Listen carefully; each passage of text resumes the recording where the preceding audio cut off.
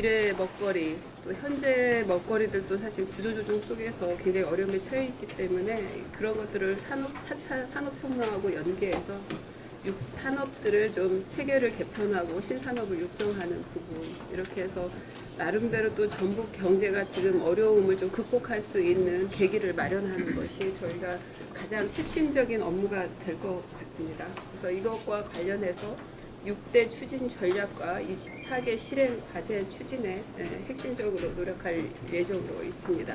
6대 그 부분은 먼저 탄소밸리 작년에 어떤 법적 기반이라든가 이런 걸 마련을 했기 때문에 이것을 좀 더 구체화하는 노력과 함께 탄소 산업을 상용화를 촉진하는 부분이 첫 번째가 될 것 같고요. 두 번째는 지금 저희 R&D 어쨌든 미래 기업들이 살아남기 위해서는 그것의 씨앗이 될 수 있는 연구 개발을 활성화해야 되고, 이 연구 개발에서 끝나지 않고 이것이 바로 사업화로 가고 또 혁신적인 창업으로 연결시킬 수 있도록 노력을 해야 될 것 같고요. 세 번째는 이제 4차 산업혁명 대비해서 저희 성장 동력 산업이 살아갈 길을 찾는 것이겠고요. 네 번째는 이제 거기 좀 순서가 바뀌어 있는데 저희가 유관 기관들, R&D 기반 이런 것들하고 같이 해서 정보를 공유하면서 기업 투자를 극대화하고, 이런 것들을 통해서 일자리를 정말 이제 양질의 일자리, 안정적 일자리, 이것이 굉장히 이제 계속 축소될 수밖에 없는 입장인데, 그럼에도 불구하고 최대한 양질의 일자리를 창출해 나가는 부분이 되겠습니다. 저희도 그 기업 지원 부분도 있는 저희 향토 기업들, 대기업의 너무 종속적인 구조를 조금 깨고 수출형 강소기업으로 나아갈 수 있도록 성장 지원하는 부분하고요. 마지막으로 말씀드렸듯이 불안정한 환경에 노출되어 있는 저희 소상공인들이라든가 전통시장, 서민경제를 활성화하는 부분, 그러면서 사회적 경제의 생태계를 구축하는 부분, 이렇게 6개 분야에 노력할 계획으로 있습니다. 2017년 저희 비전 4차 산업혁명과 연계한 성장동력 육성을 통한 일자리 창출이 되겠습니다. 2페이지입니다. 그래서 저희가 저희를 둘러싸고 있는 경제 환경에 대해서 한번 전망을 했습니다. 그래서 일부 선진국 경기 회복과 더불어서 2016년 경제 성장 전망치를 3.1%를 상회한 3.4%로 예상을 했는데요. 그럼에도 불구하고 미국의 추가 금리 인상 부분에 대해서는 다들 예측을 그렇게 하고 있고요. 또 트럼프 정부의 보호무역주의 확산, 그 다음에 영국에서도 브렉시트를 더 강화하고 있는 발표를 얼마 전에 했고요. 그 다음에 이제 중국의 성장률 둔화와 함께 사드 배치에 따른 무역 보복 등이 암묵적으로 조금 이루어지고 있는 부분이 있어서 저희가 그동안 확장적 거시 정책을 함에도 불구하고 경기 회복을 사실은 속단할 뿐만 아니라 오히려 올해는 경제가 좀 어렵겠다 하는 예측들을 많이 하고 있습니다.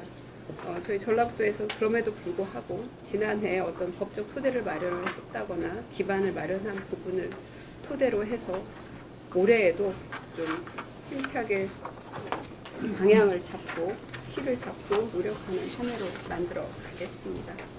회장이잖아요. 네. 수사님도 같이 있더라고요. 예.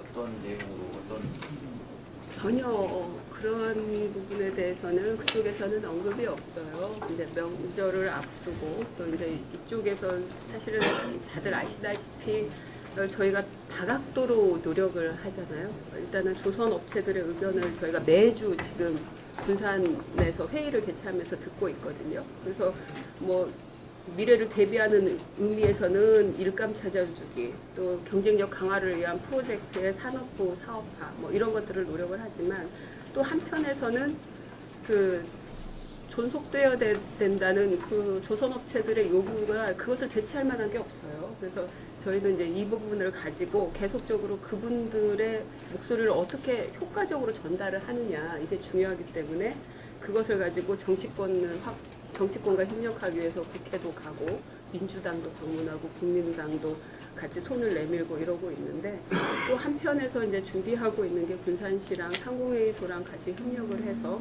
뭐 릴레이 시위 이런 것들도 준비를 하고 있고 아마 그런 것들이 이제 현대중공업에서 파악을 하고 이런 부분들에 대한 언급이 있지 않을까.